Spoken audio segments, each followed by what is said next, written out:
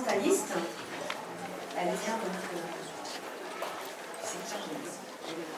c'est ça, l'association IDEA, c'est que il n'y a pas que la Franche-Comté, nous on ouvre les portes et on va un petit peu partout en voyage. Et donc Céline, tu vas nous expliquer comment on accompagne les évolutions du comportement alimentaire avant et après la chirurgie.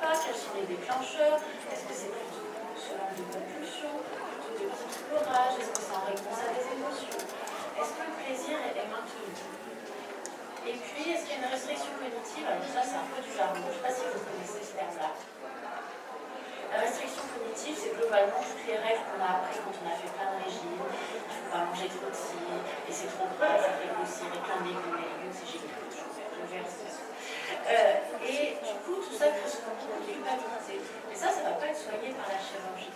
Donc c'est intéressant aussi de savoir un petit peu si la personne que je reçois est pétrie de toutes ces règles et de ces inventions. Et puis il y a d'autres troubles alimentaires, il y en a eu dans le passé, d'autres addictions. Et puis, est-ce que la personne que je reçois, elle a un vrai, un authentique trouble alimentaire qui est quand même assez fréquent, qui souffre d'obésité, qui est souvent résistant avec l'obésité, qui a été souvent bien entretenu par les régimes et les suivis nutritionnels. Je pense que nous, les diététiciennes, on est source de beaucoup de troubles alimentaires. C'est intéressant de faire notre autocritique parce qu'avec toutes ces règles qu'on nous a enseignées à transmettre à nos patients, probablement qu'on a généré plein de trucs pas très très nets. Et donc, en résumé, l'idée de se prendre en compte, c'est vraiment, j'ai mis encore également, vous voyez, j'ai du mal à me déformer de ce mot-là, la pertinence de ce projet par rapport au comportement alimentaire de la personne, que finalement, diététiquement, on n'a pas forcément de contre-indication majeure à formuler. Par contre, on peut juste dire il y a tel et tel point à travailler, à apaiser, à normaliser avant la chirurgie, mais il ne s'agit pas de dire non, telle personne n'ira pas à la chirurgie parce qu'elle a des compulsions. Ok, on va traiter les compulsions, on va apaiser tout ça, et après la chirurgie sera parfaitement pertinente. Et puis, le soin pour moi doit s'envisager vraiment dans une notion de temps. L'obésité, c'est une maladie chronique, depuis plusieurs années, il n'y a pas d'urgence. Alors ça, c'est facile à dire de ma place, mais je sais aussi que quand on pèse 100, 200 kilos, on est très inconfortable, on a mal partout. La question de la temporalité, elle se perçoit différemment que moi, tranquillement, assise dans mon fauteuil. Donc ça, c'est vraiment quelque chose qu'il faut qu'on discute. Et puis que de toute façon, si vous allez dans une équipe sérieuse, il y aura un accompagnement assez pluridisciplinaire. Et ça va forcément amener des changements, des réflexions, des évolutions. Et tout ce parcours de soins, même si le jour de la première rencontre, la personne a un fonctionnement alimentaire bien précis, tout ce parcours de soins va forcément faire évoluer et bouger les choses. Est-ce que c'est aussi le propos pour l'instant? Je vous ai perdu, si vous avez des questions. Je vais trop vite, pas assez vite. Et puis du coup, une fois qu'on a fait cette première rencontre, on a posé des constats ensemble, on va se préparer. S'il y a l'idée d'une intervention dans X mois, il faut le voir un peu comme un marathon. Quelles étapes de préparation je mets en place pour que quand j'arrive à la chirurgie, je sois prête à ce qui va arriver après tous les bouleversements que cette chirurgie va apporter. Il y a 4-5 grosses modifications que la chirurgie impose. C'est non négociable, il va falloir pas mal mastiquer, accorder un certain temps au repas, s'entraîner à sentir le stop et le respecter, boire en dehors des repas, et puis quand même veiller une petite variété alimentaire et bien gérer ma consommation de protéines. Ça, c'est les conditions de base pour que globalement ça se passe bien dans les suites de la chirurgie. Je vous ai remis cette histoire d'entraînement avant la course. Alors par exemple, moi j'aime bien l'idée que l'entraînement il se fasse par des petites expériences avant, des petits exercices physiques, par exemple sur, je vais essayer de visualiser le niveau de remplissage de mon estomac pour essayer d'éviter de m'arrêter à ce moment-là comme un petit bonhomme quand il n'en peut plus. Je vais travailler un petit peu mon rythme alimentaire et puis la mastication, pareil, j'ai plein de petits outils pour faire travailler ça. Je vais travailler le plaisir, la dégustation, le fait de vraiment m'entraîner à repercevoir ce plaisir. Et puis peut-être aussi la question de l'alimentation réconfort, l'alimentation émotionnelle, parce que ça, on sait que la chirurgie, ça répare pas mes émotions, ça m'empêche pas de vivre des émotions. Et si j'avais l'habitude d'apaiser ces émotions par la nourriture, ça va très peu être corrigé par la chirurgie. C'est pas grave en soi, juste il faut le travailler. Bien sûr, on va discuter en tant que diète de trucs très basiques, c'est la réalimentation post-op, le premier mois, les textures, tout ça. Ça, c'est vraiment très technique. Et donc, cette étape préalable, pour moi, il faut vraiment sortir de cette notion d'accord ou désaccord, d'une évaluation, pour passer vraiment vers un consensus partagé. Ok, j'ai tel fonctionnement avec la nourriture, qu'est-ce que je peux améliorer? Comment je vais me préparer? Et l'idée, c'est toujours que la chirurgie soit efficace à long terme. C'est extrêmement, vous devez le voir aussi, quelqu'un qui a eu cette ambition, ce projet chirurgical, et puis au bout d'1 an, 2 ans, 3 ans, le poids remonte. C'est terrible psychologiquement. Donc l'idée, c'est vraiment de tout mettre en œuvre avant pour s'assurer des conditions de réussite à long terme. Peut-être des fois ça ne réussira pas, mais au moins on aura tout tenté. Et puis ça, Amandine, je sais que tu le dis beaucoup, c'est que la chirurgie, par rapport au poids, ça fait 50% du job. Et puis, tout ce que je vais mettre en place à côté, c'est les autres 50%. Mais la chirurgie fera guère plus de 50%. Le terme baguette magique a été largement employé aujourd'hui, et en effet, ça n'en est pas sûr. Est-ce que ça va pour l'instant? Et puis après l'intervention, alors ça c'est pareil. Parfois il y a des personnes qui me disent 6 mois, non mais tout va bien, je gère super bien, donc on va arrêter de se voir. En effet, pourquoi pas là tout de suite maintenant, ça va super bien. Peut-être ça vaut le coup quand même qu'on prenne un rendez-vous dans 6 mois pour voir si ça va toujours super bien. Parce que la vie, c'est pas toujours du super bien. Et donc comment je vais amortir des périodes de vie peut-être un peu moins simples avec cette chirurgie et son fonctionnement alimentaire. Donc par exemple, on va pouvoir travailler la redécouverte de la satiété, le juste stock. Comment maintenir une certaine variété alimentaire avec un tout petit volume d'estomac. C'est pas toujours simple et pour autant mon corps il a quand même besoin d'une certaine variété alimentaire pour bien fonctionner et pas trop carencer. La question des protéines, mais ça c'est très technique. La question de la vitesse de la mastication, ça c'est un truc hyper complexe. Je sais pas vous, moi je mastiquais 2 fois chaque bouchée. Si j'avais une chirurgie, franchement je serais grave en galère. Et du coup c'est vraiment un point qui en même temps pour un bon confort au niveau gastrique qui est vraiment important. Donc du coup il faut trouver des stratégies pour maintenir cette lenteur de la mastication et que ce soit confortable après. Et puis parfois, notamment quand on a un bypass, il y a la question du dumping syndrome, comment l'éviter, comment le gérer quand il arrive. Et puis à bien plus long terme, on peut aussi aborder la question de comment maintenir le plaisir avec des toutes petites quantités. Parce que forcément, par rapport à quelqu'un qui a pu manger entrée, plat, dessert, là si je peux manger plus que 150-200 grammes, comment je vais faire pour être quand même satisfait de mes repas, que ce soit quand même savoureux et que je ne sois pas dans une frustration. Voilà, petite répétition. Parfois, notamment après le bypass, il peut y avoir des hypoglycémies qui surviennent 1 an ou 2 ans de bypass. Comment on traite ça? La reprise du mouvement. Et puis, comment faire cohabiter ma vie et les différents événements qui vont survenir avec les conséquences de la chirurgie, par exemple, les horaires décalés, des restos d'entreprise, des choses comme ça. Comment est-ce que j'adapte la chirurgie avec ma vraie vie? Et puis, on l'aborde un peu, la psycho l'aborde un peu, je pense qu'on est plusieurs intervenants à l'aborder, les évolutions du corps, où bien sûr que l'évolution et la perte pondérale sont recherchées, mais finalement, des fois, une fois que ça arrive, c'est pas forcément toujours aussi simple à vivre.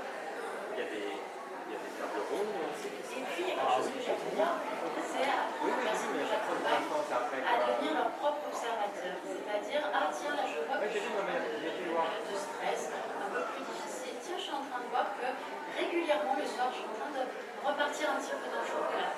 Tiens, et ben j'apprends à voir ce qui se passe et à me dire, oula, ça c'est peut-être un facteur de glissement. Soit c'est utile que je rappelle mon thérapeute, soit c'est utile que je me dise, tiens, il y a un truc qui est en train de dévier. Il faut peut-être que je me ramène moi-même à mon fonctionnement habituel, pour que je ne retourne pas dans les travers dans lesquels je peux parfois être dans la chirurgie. Et puis tous les changements de la vie qui peuvent arriver, qui peuvent déstabiliser le comportement alimentaire. On dort moins, on a un travail posté, on a plus de soucis. Là, à nouveau, normalement, les diététiciens doivent être là pour accompagner, guider, soutenir ces changements. J'aime beaucoup cette diapo, c'est que souvent on imagine que ça va rouler, c'est bon. Et en fait, pas toujours. Et c'est pas grave, et c'est la vie. Dans tous nos projets de vie, on imagine toujours que ça va rouler. Et ça roule rarement aussi bien qu'on l'a prévu. Je ne sais pas si un jour vous avez fait construire une maison. Ça marche très très bien, ce chef. Et donc, pour moi, peut-être que plutôt qu'un évaluateur, qu'un prescripteur de consignes alimentaires ou je ne sais quoi, le diététicien 2.0, pour moi, ça doit vraiment être un accompagnateur, un appui pour les personnes dans leur gestion alimentaire, avec ou sans chirurgie, mais accompagner tout ça pour être sûr que la personne ait là, dans tout ce qu'elle va traverser dans sa vie, après la chirurgie. Merci beaucoup. Merci Céline d'avoir fait le trajet jusqu'en Franche-Comté. On a encore un peu de temps. Est-ce que vous avez voilà, des questions si vous souhaitez prendre la parole? Je sais qu'il y a des étudiants en diététique qui sont là. Voilà, si vous souhaitez interagir, même Claudine, par rapport à ton intervention. Si vous avez des questions aussi pour le docteur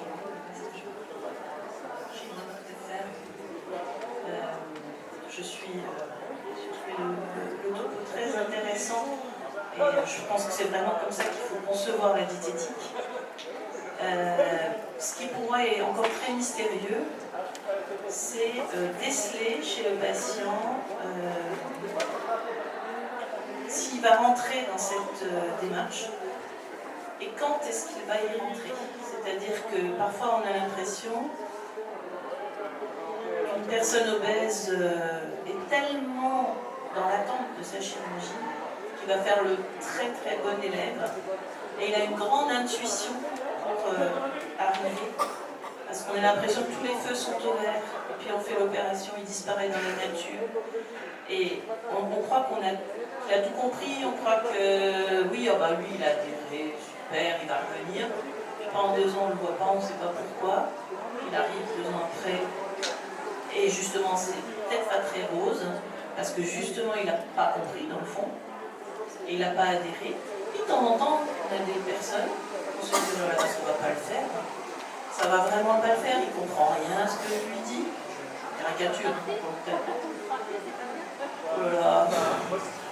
Je lui dis mastiquer. En fait, il ne le fait pas, c'est pas vrai.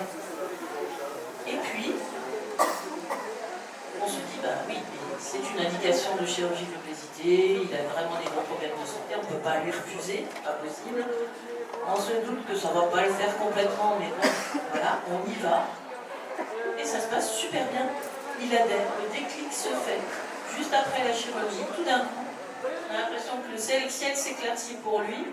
Et je trouve que c'est très difficile d'entrevoir quels sont les patients qui vont nous échapper alors qu'on avait l'impression d'avoir tout bien fait.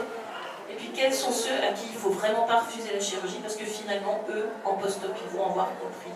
Et ça, je trouve qu'on n'a pas encore, trouvé de facteurs prédictifs bien nets. Sur des profils qui vont être bons répondeurs ou pas bons répondeurs et pour l'instant, c'est pas clair, il n'y a rien de publié.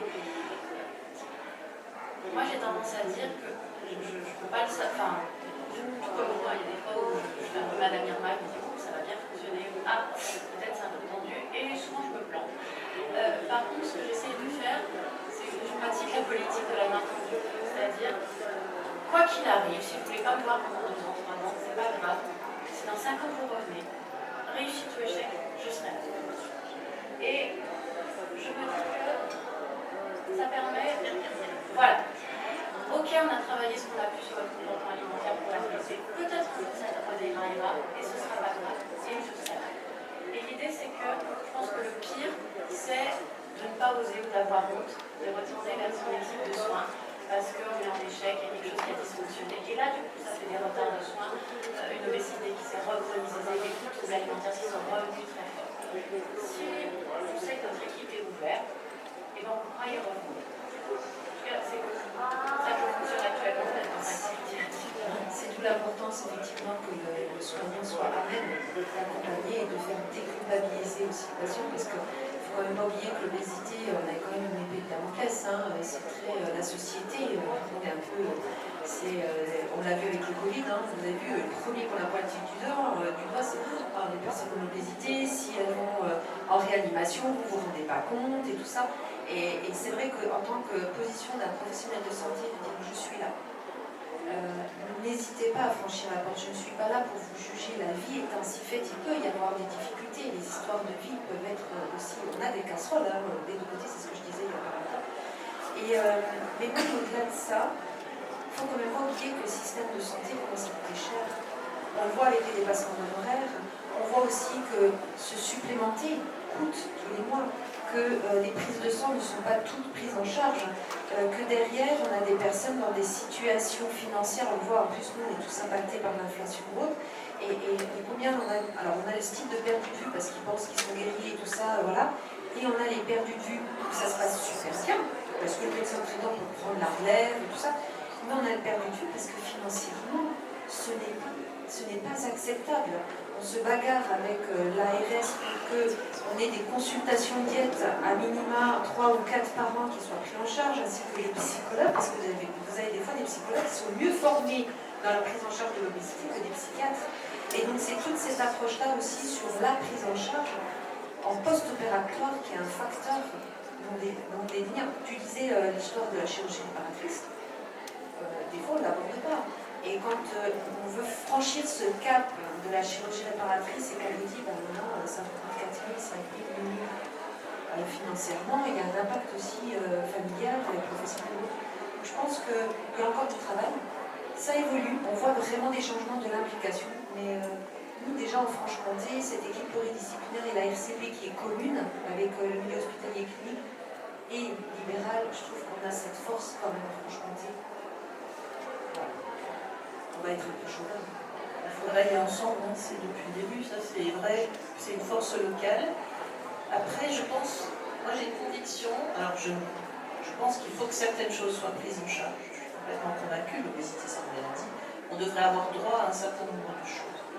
En revanche, c'est un petit peu comme on dit qu'en psychiatrie, s'il n'y a pas, ou en addictologie, s'il n'y a pas une démarche volontaire et peut-être aussi, j'allais dire, un petit prix à payer de la part de la personne, ça constitue une espèce de preuve de motivation. Et c'est bien réel, ça. Parce que nous, on voit des patients arriver parce qu'un docteur l'a dit. Alors, un docteur, alors ça va être un confrère qui va vouloir changer l'articulation de la hanche parce qu'il faut perdre du poids. Ça va être le pneumologue qui dit, si vous ne perdez pas de poids, ça n'ira pas, etc. Et ces patients qui arrivent alors qu'ils ne sont pas convaincus eux-mêmes qu'il faut qu'ils améliorent leur santé, c'est des patients chez qui ça ne marche pas bien. Et de la même façon, je pense que quelque part le patient doit aussi un peu se prendre en charge. Et que cette prise en charge de lui-même, cette initiative fait partie intégrante de la réussite. Et c'est pas pour rien qu'il y a des couples qui flanchent. Hein. Je pense que il y a une majorité de femmes qui sont obèses et qui se font traiter. Une femme qui a été passive pendant longtemps avec l'obésité, qui s'est installée et qui tout d'un coup se prend en charge, devient l'initiatrice et la dynamique même de sa prise en charge, ça change tout dans la réussite. Je crois que c'est vraiment très important, y compris peut-être un petit effort. Un petit effort, ça peut être financier. Alors, ça ne veut pas dire que les gens qui n'ont pas de moyens ne doivent pas pouvoir être suivis. Hein. Bien d'accord, ça c'est j'en suis totalement convaincue. Mais je crois qu'un petit effort, c'est très important.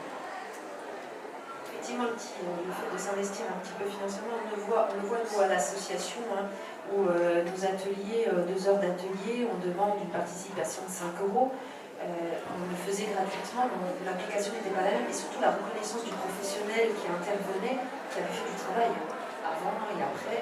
Et c'est vrai que je te rejoins sur certaines lignes. Sur d'autres, je pense que on peut donner des petits coups de pouce, pas tout faire, mais donner des petits coups de pouce. On a l'avantage quand même en France d'avoir un système de soins qu'on n'a pas dans d'autres pays. Il faut savoir que dans d'autres pays, ils payent intégralement la chirurgie d'obésité. Donc effectivement, on a encore cette chance-là et d'avoir aussi tout ce panel, entre guillemets, de pluridisciplinarité de professionnels engagés. Peut-être qu'il faut aussi qu'on change de vocabulaire. On n'arrête pas de parler de filière de prise en charge et de voir que le patient soit acteur. C'est-à-dire que soit je suis pris en charge, soit je suis acteur.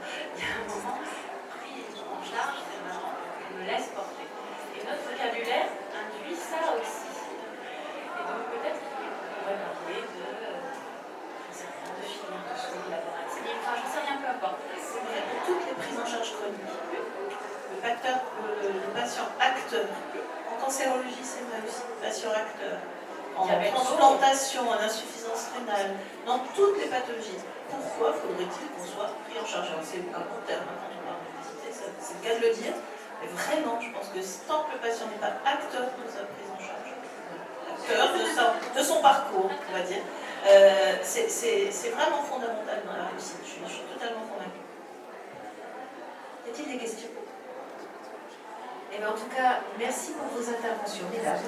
Et puis, voilà, merci beaucoup. Et puis, c'est la pause.